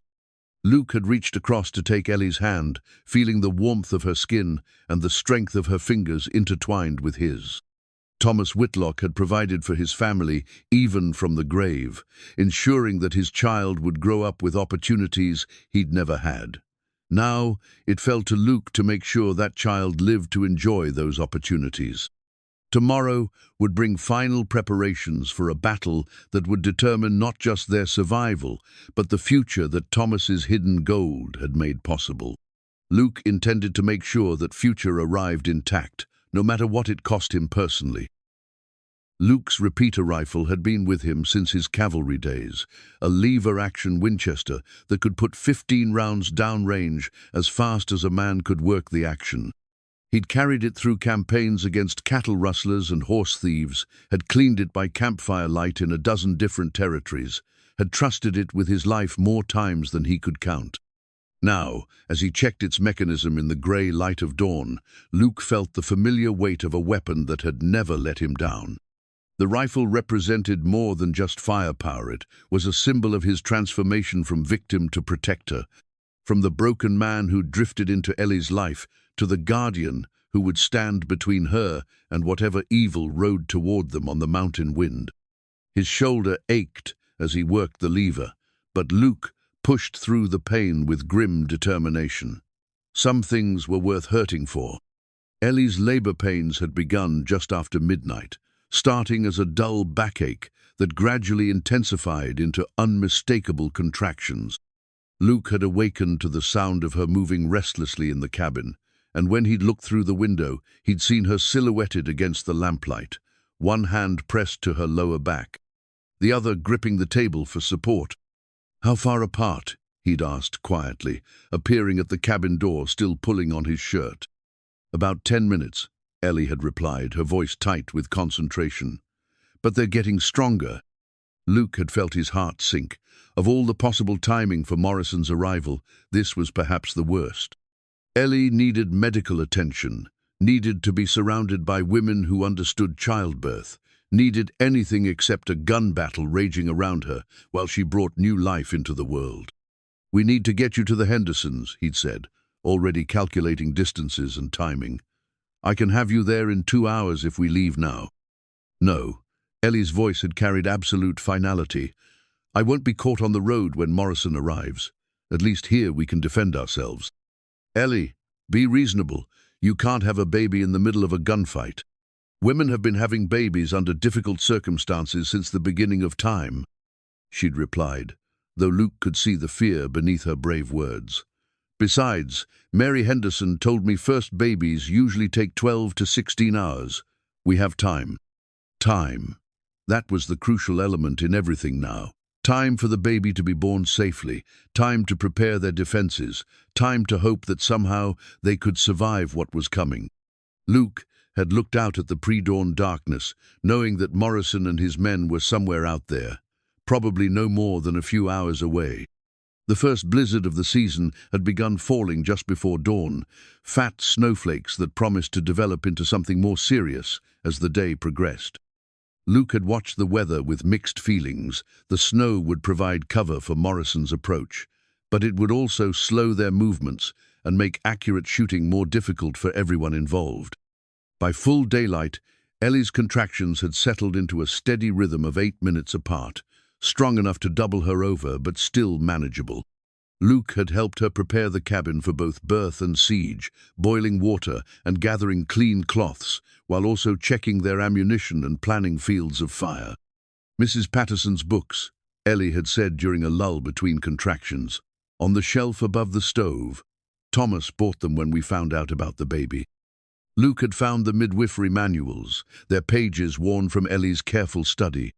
He'd read enough to understand the basics of what was coming, though the clinical descriptions seemed woefully inadequate preparation for the reality of helping deliver a child under combat conditions. "You've done this before," Ellie had said, catching him frowning over a particularly detailed illustration. "With animals, I mean. Horses and cattle aren't quite the same thing." Luke had replied, though he appreciated her confidence in his abilities. "But the basic principles are similar. Life wants to happen sometimes, we just need to help it along." The afternoon had brought their first glimpse of the enemy. Luke had spotted movement in the tree line about a mile down the mountain, riders who appeared and disappeared among the pines like shadows given substance. He'd counted at least 6 men, possibly more, all mounted and moving with the coordination of a military unit. "Morrison's not taking any chances," Luke had muttered, watching the distant figures through Thomas's field glasses. 6 men, maybe 8, more firepower than we can match in a straight fight. "Then we don't fight straight," Ellie had said from her position on the bed, where she was resting between contractions. "You know this ground better than they do now. Use that." Luke had spent the past 3 weeks learning every inch of the property, but Morrison's men were professionals who'd made their living by violence and cunning. Still, defending familiar ground against attackers was always an advantage, especially when those attackers had to worry about crossfire and unknown obstacles. The cabin itself had been transformed into a fortress over the past 2 days. Luke had reinforced the door with interior bracing, boarded up all but one window on each side to provide firing ports while limiting return fire, and stockpiled ammunition within easy reach. Water barrels and food supplies had been moved inside, along with everything they'd need for an extended siege. Most importantly, Luke had prepared fallback positions. If the cabin became untenable, he'd cleared firing lanes to the root cellar Thomas had dug into the hillside behind the house. From there, they could retreat to the timber if necessary, though the idea of moving Ellie in active labor through mountain snow made his stomach clench with worry. "They're taking their time," Luke had observed, watching the distant riders settle into what appeared to be a surveillance position, probably waiting for full dark to make their move. How long until dark? Luke had checked his pocket watch, the broken timepiece that had become his constant reminder of how quickly everything could change. 3 hours, maybe 4. Depends on how heavy this snow gets. The storm had been intensifying throughout the afternoon, and Luke could see that the riders were struggling with visibility and cold. Men who spent their lives in the saddle learned to endure weather, but fighting in a blizzard was dangerous for everyone involved. Bullets could go astray, footing could fail at crucial moments, and the cold could make weapons unreliable. Another contraction had gripped Ellie then, stronger than the previous ones, lasting nearly a full minute while she breathed through the pain with the focused concentration of a woman who understood what her body was demanding of her. When it passed, she'd looked up at Luke with eyes that held both determination and fear. "Promise me something," she'd said quietly. "If it comes down to choosing between me and the baby." "It won't come to that," Luke had interrupted firmly. "We're going to get through this, all 3 of us." "But if it does, Ellie," Luke had knelt beside the bed, taking her hands in his calloused grip. "I didn't survive 2 years of hell just to lose you now. We're going to have that wedding we talked about, and we're going to raise this baby together, and we're going to grow old arguing about how to spend Thomas's gold. That's a promise." The mention of their future had brought tears to Ellie's eyes, but also a smile that transformed her face despite the pain she was enduring. "You'd better keep that promise, Luke McCade. I'm counting on a lot of years with you." As evening approached, the contractions had strengthened and quickened, now coming every 5 minutes with an intensity that left Ellie gripping the bed frame and breathing in short, controlled gasps. Luke had read enough in the midwifery books to know that active labor was beginning, that the baby would likely arrive within the next 6 to 8 hours, regardless of what else happened. The timing couldn't have been worse. Morrison's men would almost certainly attack under cover of darkness, probably within the next few hours. Luke would have to defend the cabin while helping Ellie through childbirth, splitting his attention between watching for muzzle flashes and monitoring her progress toward delivery. "I need you to listen carefully," he'd told her during a brief respite between contractions. "When the shooting starts, you need to stay low and keep quiet. I know it's going to be hard with the labor pains, but any sound you make will give them a target to aim for." "I understand," Ellie had replied, though Luke could see the effort it cost her to appear calm. "What about when the baby comes? Newborns cry, there's no stopping that." Luke had been thinking about the same problem. A baby's cry would announce their location to anyone within 100 yards, turning their defensible position into a trap. But there was no way to prevent it, and no alternative plan that didn't involve impossible choices. "We'll deal with that when it happens," he'd said finally. "One crisis at a time." The snow had continued falling as full darkness settled over the mountain, thick enough now to muffle sound and limit visibility to maybe 50 yards. Luke had made his final preparations as Ellie's labor intensified, checking the loads in his rifle and revolver, ensuring he had plenty of ammunition within easy reach, and positioning himself where he could watch the approaches while staying close enough to help with the birth. The waiting had been the hardest part. Luke had learned in his cavalry days that the anticipation of violence was often worse than the fighting itself, that a man's imagination could conjure horrors far worse than reality usually delivered. But as he'd listened to Ellie's breathing grow more labored and watched the snow fall past the window, Luke had found himself thinking not about the battle to come, but about the life he was fighting to protect. Thomas Whitlock had built this cabin as a monument to hope, a place where love could grow into family and dreams could take solid form. Now it fell to Luke to defend that vision against men who understood only destruction and greed. The irony wasn't lost on him. The same testimony that had branded him a target might now be the thing that saved everything Thomas had worked to build. A stronger contraction had gripped Ellie then, lasting nearly 2 minutes and leaving her gasping when it finally passed. Luke had checked his watch again, noting that the intervals were now down to about 3 minutes. The baby was coming whether Morrison's gang arrived or not, and Luke would have to be ready for both. "I can see riders," Ellie had whispered suddenly, pointing toward the window, "moving through the trees." Luke had looked where she'd indicated, and his blood had run cold. Dark shapes were moving through the falling snow, at least 6 men on horseback approaching in a wide arc that would bring them within rifle range of the cabin. Morrison had finally decided to make his move, just as Ellie entered the most dangerous phase of labor. "It's time," Luke had said quietly, checking the action on his Winchester one final time. "Remember what I told you about staying low and quiet?" "Luke," Ellie's voice had carried a note of urgency that had nothing to do with the approaching gunman. "I think the baby's coming now. I can feel—" Another contraction had cut off her words, but Luke had seen the change in her expression, the sudden focus that spoke of a birth beginning in earnest. The baby was arriving at the worst possible moment, just as Morrison's revenge was about to begin. Luke had positioned himself at the window, his rifle ready, his heart pounding with the knowledge that the next few hours would determine everything. Behind him, Ellie was bringing new life into the world. Outside, violent men were bringing death to his doorstep.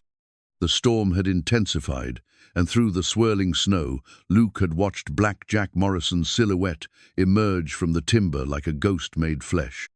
After 3 years, his nemesis had finally come calling, and there was nowhere left to run. The cabin's reinforced door had been Luke's first and most crucial modification, a barrier of thick pine planks backed with interior bracing that could withstand anything short of dynamite. He'd learned in his cavalry days that a strong defensive position could multiply a defender's effectiveness, and as the first shots rang out in the snowy darkness, that lesson proved its worth. Morrison's initial volley splintered the door's exterior, but failed to penetrate the reinforced core, giving Luke precious seconds to return fire. The gun battle erupted with the sudden violence of a mountain thunderstorm, muzzle flashes blooming like deadly flowers in the swirling snow. Luke had positioned himself at the south window, his Winchester's barrel resting on the reinforced sill, his eyes tracking movement through the storm. Morrison's men had spread out in a rough semicircle, using the terrain and weather for cover, while they probed for weaknesses in the cabin's defenses. Luke's first shot took down a man who'd gotten careless, standing too long in the open while reloading his rifle. The 44-40 cartridge caught him center mass, spinning him around before he disappeared into the snow. Luke had felt no satisfaction in the kill. These men had chosen their path, and he was simply ensuring they reached its end. Behind him, Ellie was fighting her own battle, each contraction now lasting nearly 2 minutes, with barely a minute's rest between them. Luke could hear her controlled breathing, the soft gasps she couldn't quite suppress, and the occasional creak of the bed frame as she gripped it for support. The sounds tore at his concentration, making it hard to focus on the deadly game being played outside the cabin walls. "Luke," Ellie whispered urgently during a brief lull in the shooting, "something's wrong. The baby's coming too fast, and I can't." A bullet shattered the remaining glass in the north window, showering them both with fragments and cutting off her words. Luke spun toward the new threat, working his rifle's lever as he searched for the shooter. Movement in the tree line caught his eye, and he put 2 quick rounds toward the muzzle flash, rewarded by a cry of pain that carried across the snow. "How much longer?" Luke called out, not daring to turn away from the window. "I don't know," Ellie replied through gritted teeth. "The book said first babies take 12 hours, but this feels different. I think—" Another contraction gripped her, stronger than any before, and Luke heard the kind of sound that meant transition, the baby moving into position for delivery.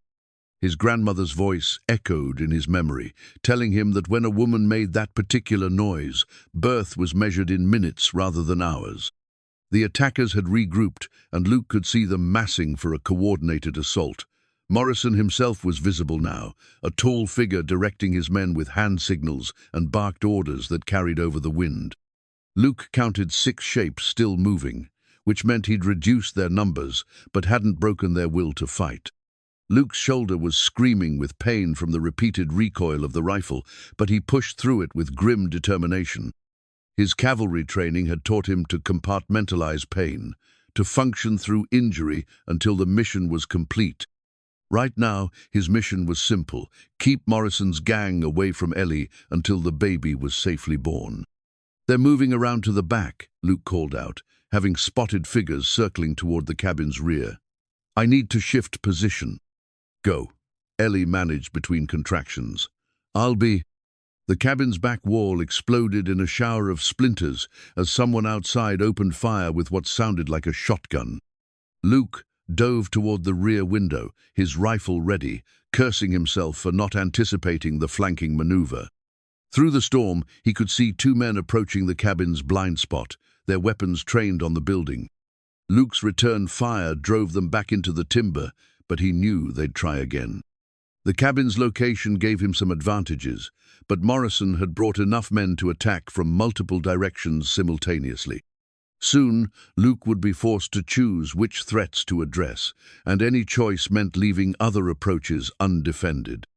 "Luke!" Ellie's voice carried a new urgency, the kind that meant emergency even in the middle of a gunfight. "The baby's crowning. I can feel the head." Luke's blood ran cold. Crowning meant delivery was imminent, probably within the next few minutes. But it also meant Ellie was at her most vulnerable, unable to move or defend herself if the cabin's defenses were breached. He would have to hold Morrison's entire gang at bay, while his attention was divided between combat and childbirth. A new sound joined the gunfire, the rhythmic thudding of an axe against wood. Someone was attacking the cabin's north wall, trying to chop through the log construction to create a new entry point. Luke spun toward the sound, putting 3 quick rounds through the wall where he estimated the chopper would be standing. The thudding stopped, replaced by a howl of pain that suggested at least one shot had found its mark. "Luke, I need you," Ellie called out, her voice strained with effort. "The baby's coming now, and I can't." She was cut off by her own sharp cry as another contraction hit, the sound carrying a note of panic that Luke had never heard from her before. Something was wrong, and he was the only one who could help. But leaving the windows undefended would allow Morrison's men to approach the cabin uncontested. Luke made his choice, abandoning his rifle and moving to Ellie's side just as she entered the final stage of labor. One look told him everything he needed to know. The baby was indeed crowning, but the umbilical cord was wrapped around its neck, creating the kind of emergency that killed both mother and child, if not handled immediately. Working by instinct and half-remembered lessons from his grandmother, Luke carefully loosened the cord while supporting the baby's head. His hands, so steady with a rifle, shook with the delicacy required for this different kind of life-or-death work.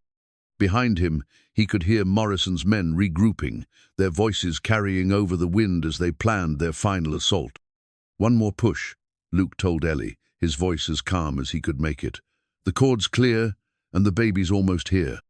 Ellie bore down with the last of her strength, and Luke felt the miracle of life sliding into his hands, a tiny, perfectly formed human being who began crying before she was fully born. The sound cut through the night like a beacon, announcing to anyone within earshot that new life had entered the world. "A girl," Luke whispered, his throat tight with emotion as he lifted the crying infant. "You have a daughter." But even as he helped deliver Thomas Whitlock's child, Luke could hear Morrison's men closing in, their boots crunching through the snow as they approached the cabin from multiple directions. The baby's cries would guide them straight to the door, and Luke's rifle was 20 feet away, forgotten in the wonder of birth. The cabin's reinforced door shuddered under the impact of a rifle butt, and Luke heard Morrison's voice for the first time in 3 years. "McCade, we know you're in there, and we know you've got company. Come out peaceful, and maybe we'll let the woman and baby live." Luke looked down at the tiny girl in his hands, then at Ellie's exhausted but radiant face, and felt something fundamental shift inside his chest. For 3 years, he'd been running from his past, carrying guilt and shame like physical burdens. But holding this new life, seeing the trust in Ellie's eyes, Luke finally understood what he was fighting for. This wasn't about his testimony or Morrison's revenge anymore. This was about protecting the future, about ensuring that this child would have the chance to grow up in the home her father had built and her mother had defended. Luke McCade might be a broken man with a damaged shoulder and a haunted past, but he was also the only thing standing between Morrison's gang and the family he'd come to love. The door shuddered again, and Luke heard the sound of multiple weapons being cocked outside. Morrison had patience, but it was wearing thin. Soon, the cabin would be breached, and Luke would have to choose between protecting Ellie and the baby or reaching his rifle. But as he looked down at the tiny face of Thomas Whitlock's daughter, Luke realized there was no choice to be made. Some things were worth dying for, and this family was one of them. The newborn's first cry pierced the mountain air like a revelation, cutting through the violence and storm with the pure sound of life beginning. In that moment, as Luke held Thomas and Ellie's daughter against his chest, feeling her tiny heart beat against his ribs, something fundamental changed in the equation of the night. This was no longer about old grudges or frontier justice. This was about the future, about protecting the innocent life that had chosen this dangerous moment to enter the world. Black Jack Morrison's voice carried across the snow, closer now than before. "That's a real pretty sound, McCade. Been 3 years since I heard a baby cry.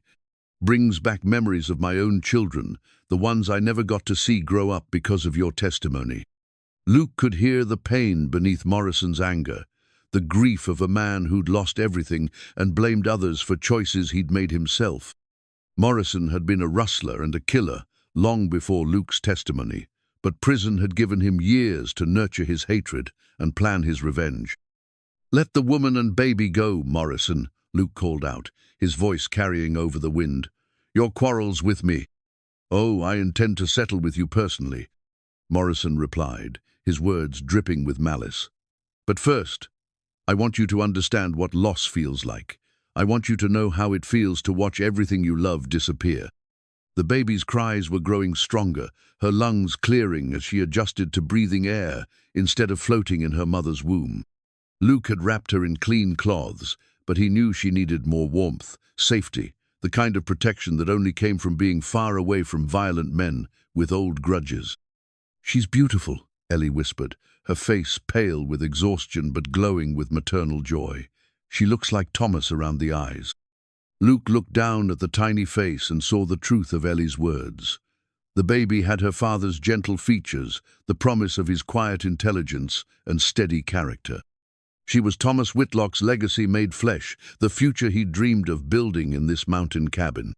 The door splintered under a renewed assault, and Luke heard Morrison's men coordinating their final attack. Time was running out, and Luke's rifle was still across the room, forgotten in the urgency of helping with the birth. His revolver was closer, but 6 shots against Morrison's remaining men would hardly be enough.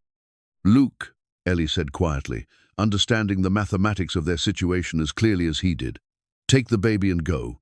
Get out through the back window and run for the tree line.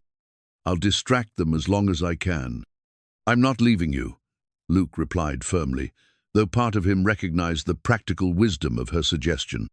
A man alone could move through the storm and timber, could potentially reach the Hendersons and bring help, but it would mean abandoning Ellie to whatever revenge Morrison had planned. The baby needs both her parents," Luke interrupted, surprising himself with his choice of words. But as soon as he'd said it, Luke realized the truth of the statement.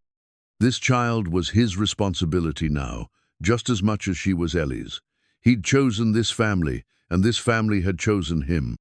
A new sound joined the assault on the door, the scraping of metal on wood, as someone outside tried to pry the reinforced hinges loose. Morrison's men were persistent, and Luke knew the barrier wouldn't hold much longer. Soon, they'd be inside, and the small cabin would become a killing ground with nowhere to run. Luke made his decision with the clarity that came from having nothing left to lose. Handing the baby to Ellie, he moved toward his rifle with the fluid motion of a man who'd spent his life in dangerous situations.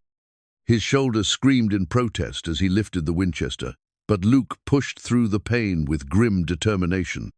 "When I start shooting," he told Ellie, "you take the baby and get to the root cellar. There's blankets and supplies there, and the entrance is hidden from the front of the cabin. What about you?" "I'll be right behind you," Luke lied, knowing that someone would have to hold the cabin long enough for Ellie and the baby to reach safety. It was the kind of tactical situation he'd faced before, where survival depended on someone buying time with their life. The door gave way with a crash of splintering wood, and Morrison's silhouette filled the opening like a vision from hell. He was older than Luke remembered, his face scarred by prison and hardship, but his eyes still held the same cold intelligence that had made him dangerous before his capture.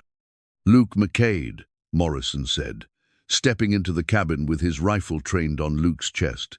"You look older, boy. Prison aged me too, though I don't suppose you lost much sleep thinking about that. You chose your path, Morrison. I just made sure you reached the end of it." "Did I choose it?" Morrison's voice carried genuine curiosity. "Or did circumstances choose it for me? Man's got to eat, got to provide for his family. Sometimes that means taking what other folks have decided they own." Luke could see the other men moving into position behind Morrison, spreading out to cover the cabin's interior. 6 men, all armed, all committed to violence. The mathematics hadn't improved, but Luke's position certainly hadn't either. Your family, Luke said, trying to keep Morrison talking while he calculated angles and distances. What happened to them? Dead, Morrison replied flatly.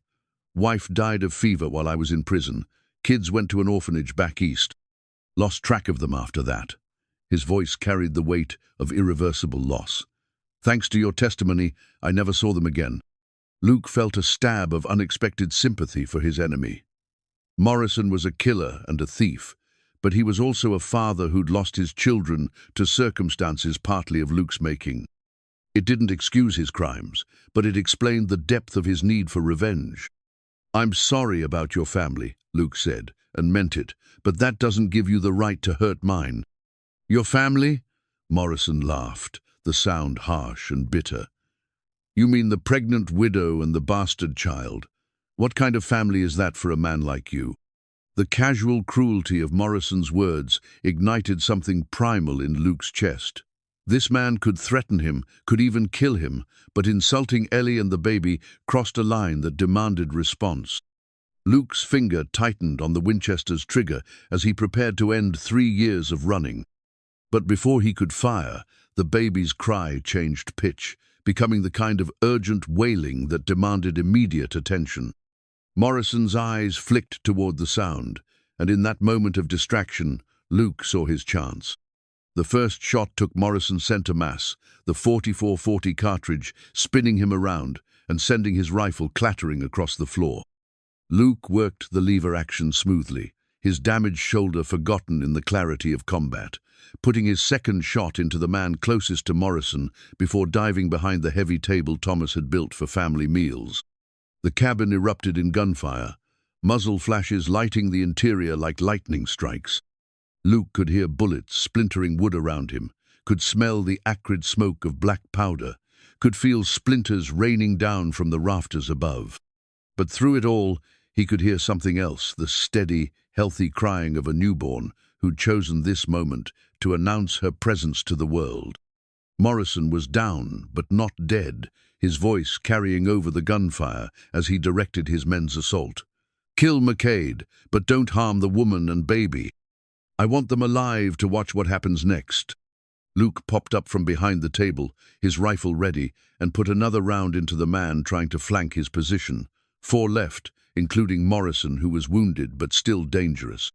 The odds were still impossible, but Luke had bought precious time for Ellie to reach the root cellar, time for the baby to live a few more minutes, time for love to triumph over hatred.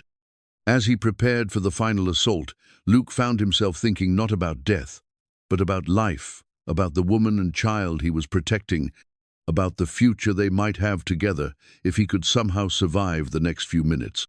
The broken pocket watch in his vest seemed lighter now, no longer a burden but a reminder that some moments were worth fighting for, worth dying for if necessary. Morrison's men were closing in, but they'd have to come through Luke McCade first, and Luke intended to make them pay for every step. The completed cabin stood solid and true against the morning light, its walls weathered but strong, its windows bright with the glow of life within. Steam rose from the repaired chimney in a steady white plume, and the front porch no longer sagged under a man's weight. Every board, every nail, every carefully fitted joint spoke of work done with love and the intention of lasting generations. Dawn had broken clear and cold over the mountain, the storm clouds blown away by the same wind that had carried off the gunsmoke and the echoes of violence. Luke sat on the front steps with his arm in a makeshift sling, watching the sun paint the peaks gold while behind him. Ellie nursed their daughter by the warmth of the fire. The baby had survived her dramatic entrance into the world and was thriving despite the circumstances of her birth. Morrison lay buried in the timber where he'd fallen, along with 3 of his men who'd chosen violence over wisdom. The other 2 had ridden away when the shooting stopped, carrying wounds that would remind them for years to come of the price of revenge. Luke had no sympathy for any of them. They'd come seeking blood and found more than they'd bargained for. The sound of approaching hoofbeats brought Luke's hand to his revolver, but he relaxed when he recognized Cornelius Marsh's black gelding picking its way up the mountain path. The banker rode with less confidence than usual, his pale eyes darting nervously toward the tree line as if expecting bushwhackers behind every pine. "Mr. McCade," Marsh called out, dismounting with his usual theatrical flourish, despite his obvious unease. "I trust you and Mrs. Whitlock are well? We heard there was some unpleasantness up here last night." "Nothing we couldn't handle," Luke replied mildly, noting how Marsh's gaze lingered on the bullet holes in the cabin's walls. "What brings you up the mountain so early, Marsh?" "Business, of course," Marsh said, producing his leather portfolio with hands that shook slightly. "The mortgage payment was due yesterday, and I wanted to ensure the payment's ready." Ellie's voice carried from the cabin's doorway, where she stood with the baby cradled in her arms. $47.30, just as agreed. Marsh's confident smile faltered as Ellie approached, moving with the careful grace of a woman who'd given birth hours earlier, but still possessed more strength than most.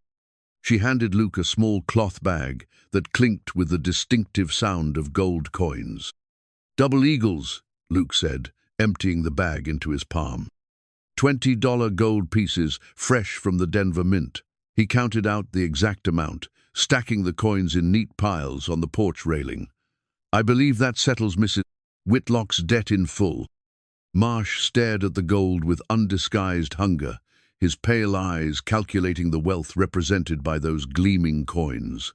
"That's quite a sum," he said carefully. "May I ask where you acquired such resources?" "You may ask," Ellie replied with a smile that held steel beneath its surface, "but I'm under no obligation to explain my personal finances."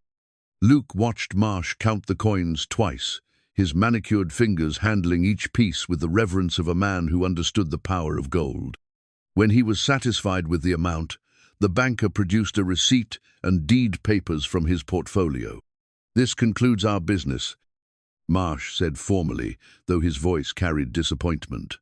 "The mortgage is satisfied in full, and the property remains in Mrs. Whitlock's possession." "Widow Whitlock," Ellie corrected gently, "though that situation is about to change." Luke felt warmth spread through his chest as Ellie moved to stand beside him, their daughter sleeping peacefully against her shoulder. 3 months ago, he'd been a broken man with nowhere to go, and nothing to offer but damaged hands and a haunted past. Now he was part of a family, with a home to protect and a future to build. "Indeed," Marsh said, his eyes moving between Luke and Ellie with calculation. "Well, I suppose congratulations are in order. When might we expect the wedding?" "Soon as we can arrange it," Luke replied, reaching up to touch the baby's tiny fist. "This little one deserves married parents and a proper name." Marsh had ridden away with obvious reluctance, casting glances back at the cabin as if trying to solve a puzzle with missing pieces. Luke knew the banker suspected there was more gold where the mortgage payment had come from, but suspicion wasn't proof, and Marsh would have to content himself with his defeated ambition. The afternoon had brought Mary Henderson and her son, arriving in their wagon with supplies and congratulations. Mary had taken one look at the bullet holes and bloodstains around the cabin and immediately assumed command of the situation with the efficiency of a field general. "Ellie Grace, what were you thinking having a baby during a gunfight?" she'd scolded, though her hands were gentle as she examined mother and child. "And you, Mr. McCade, sitting there with a bullet crease on your arm, like it's nothing more than a scratched mosquito bite." Luke had submitted to Mary's ministrations with good grace, allowing her to clean and bandage the wound Morrison's last shot had carved across his shoulder. It was painful, but not serious, and it would heal clean if he didn't do anything foolish like chopping firewood or lifting heavy timbers. "What will you name her?" Mary had asked, settling herself beside Ellie with the baby in her arms. "She's beautiful, looks just like Thomas around the eyes." "Grace," Ellie had said without hesitation. "Grace Whitlock McCade, once Luke and I are properly married." Luke had felt his throat tighten at hearing his name linked with the baby's, at the casual way Ellie had claimed him as family. Grace Whitlock McCade had a good sound, the kind of name that belonged to a girl who'd grow up strong and confident in the mountain country. The evening had brought their most intimate conversation yet, sitting by the fire while Grace slept in the cradle Luke had carved with such care. Ellie had been quiet through supper, clearly processing the events of the past 24 hours, and Luke had given her space to work through her thoughts. "Thomas would have liked you," she'd said finally, her voice soft in the lamplight. "He always said the measure of a man wasn't in what he'd done wrong, but in what he was willing to do right." "I'm not trying to replace him," Luke had replied carefully. "A man like Thomas, what you had together, that's something special. I just want to build something new alongside what he started. That's what makes you perfect for us," Ellie had said, reaching across to take his hand. "You're not trying to erase the past or pretend it didn't happen. You're just adding to it, making it stronger." Luke had looked around the cabin, seeing it with new eyes. The furniture Thomas had built, the tools he'd used, the very walls he'd raised, they were all part of the foundation Luke would build upon. This wasn't about replacing what had been lost, but about honoring it while creating something new. "The gold changes everything," Luke had said eventually. "You could build a mansion in Helena, hire servants, live like a queen if you wanted." "I could," Ellie had agreed. "But this is home. This is where Thomas dreamed of raising children, where we fell in love, where Grace was born. Some things are worth more than gold." Luke had nodded, understanding perfectly. He'd spent 2 years drifting from place to place, never finding anywhere that felt like home. Now he knew why home wasn't a location. It was the people you chose to love and who chose to love you back. The fire had burned low as they talked about their future, about the improvements they'd make to the cabin, about the children they hoped to raise together, about growing old on this mountain hillside. Luke had pulled out his broken pocket watch one final time, studying its frozen hands in the firelight. "Some moments end so new ones can begin," he'd said quietly, then tossed the watch into the fire where it disappeared in a shower of sparks.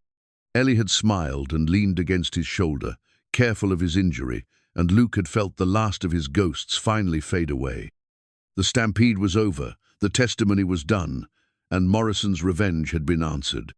What remained was the future bright and full of promise, built on love and sealed with the trust of a woman who'd seen him at his worst and chosen to believe in his best.